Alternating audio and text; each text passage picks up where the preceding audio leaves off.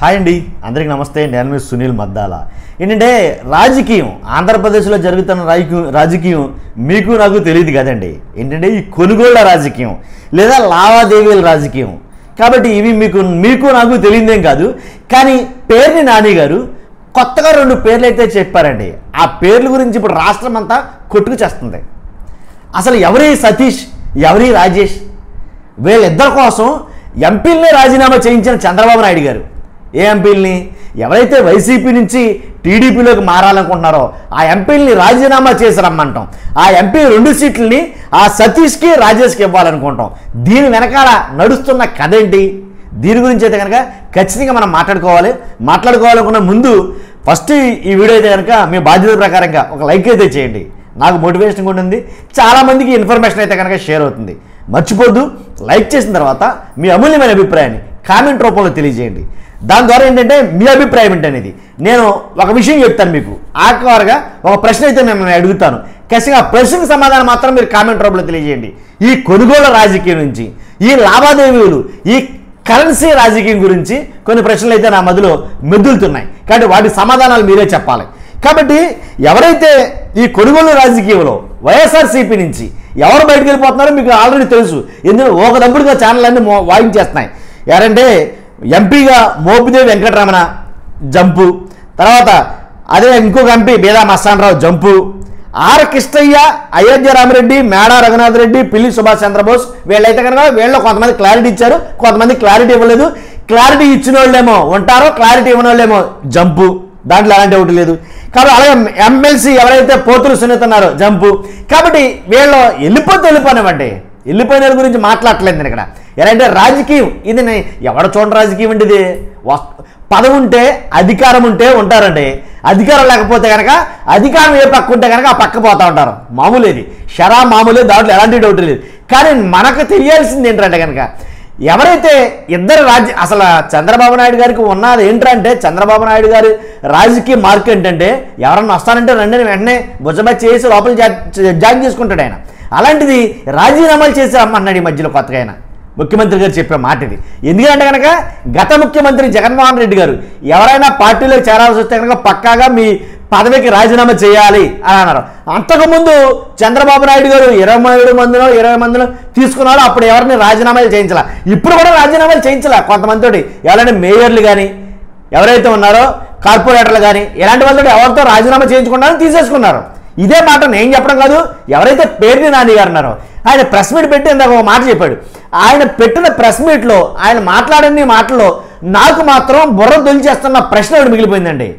అంటే వాళ్ళిద్దరి కోసమైనా వీళ్ళిద్దరిని రాజీనామా చేయించావు అని అడిగాడు ఆయన. వాళ్ళిద్దరు ఎవరు అసలు? ఈ వీళ్ళిద్దరంటే తెలుసు. రాజీనామా చేసింది ఎవరంటే కనుక ఎంపీగా మోపిదేవి వెంకటరమణ, ఇంకొక ఎంపీ బేదా మస్తానరావు రాజీనామా చేశారు. వాళ్ళ రాజీనామాలు రాజ్యసభ చైర్మన్ ఆమోదించారు. కానీ వాళ్ళిద్దరి కోసం రాజీనామా చేసామని అన్నాడు ఆయన. తర్వాత సతీష్, రాజేష్ ఎందుకు రాజీనామా చేసి తెలియదా? వాళ్ళిద్దరి కోసమే రాజీనామా. అసలు సతీష్, రాజేష్ ఎవరండి? నాకైతే అర్థం కాల. కాబట్టి ఆయన చెప్పిన మాట ఇంకోటి ఏంటంటే మరీ 10 సార్లు ఆయన మరీ స్ట్రెస్ చెప్పింది ఏంటంటే ఇక్కడ ఉన్న విలేకరులు అందరికీ తెలుసు ఆ సతీష్ ఎవరో, ఆ రాజేష్ ఎవరో, వీళ్ళని ఎందుకు రాజీనామా చేయమన్నాడో, వాళ్ళకి ఎందుకు టిక్కెట్లు ఇవ్వాలనుకున్నాడో, వాళ్ళని రాజ్యసభలోకి ఎందుకు ప్రవేశపెట్టాలనుకున్నాడో, వాళ్ళ దగ్గర ఎంత తీసుకున్నాడో, వీళ్ళకి జరిగిన మధ్య లావాదేవీలు ఎంతెంత చేతులు మారాయో, ఎంతెంత చేతులు మారబోతున్నాయో, ఇలా కొన్ని మాట్లాడితే కనుక పేర్ని నాని గారు ఆసక్తికరంగా అయితే కనుక మాట్లాడారండి. నిజంగా అంటే నాకైతే తెలియదు, మీకు తెలిస్తే ఖచ్చితంగా కామెంట్ రూపంలో తెలియజేయండి. అసలు ఎవరి సతీష్, ఎవరి రాజేష్ తెలియదని ఊరుకోనండి. ఖచ్చితంగా తెలుసుకుందాక బుర్ర తొలిచేద్దరాక అసలు. కాబట్టి 100% వాళ్ళ గురించి తెలిస్తే కనుక మీరు కామెంట్ చేయండి. తర్వాత కొనుగోలు రాజకీయం గురించి ఏం మాట్లాడుకుంటాం తెలియదే ఉంది.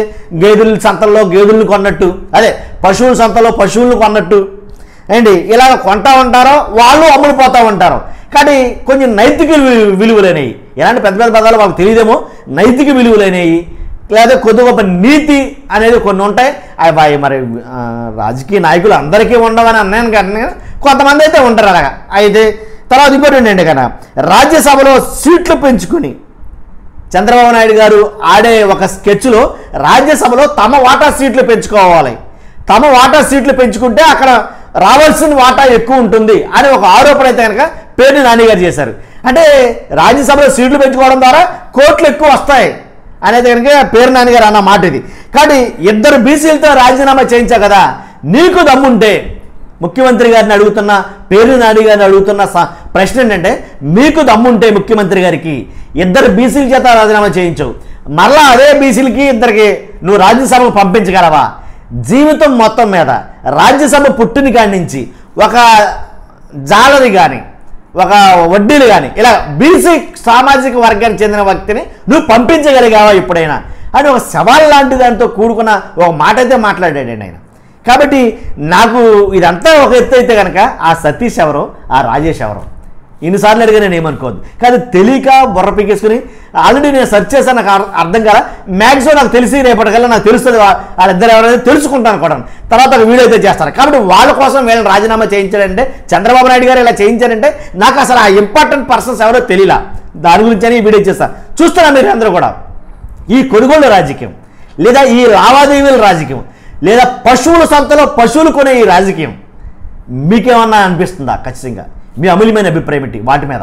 100% నేను తెలుసుకోవాలనుకున్నాను. నేను కాదండి, నాతో పాటు ఇంకొక 50,000 మంది సబ్స్క్రైబర్లు మీ కామెంట్ చదివి తెలుసుకోవాలనుకున్నారు. మీ అమూల్యమైన కామెంట్ తెలియజేయండి. మర్చిపోతే ఫస్ట్ ఒక లైక్ అయితే చేయండి మీరు బాధ్యతగా. 100% థ్యాంక్ యూ వెరీ మచ్.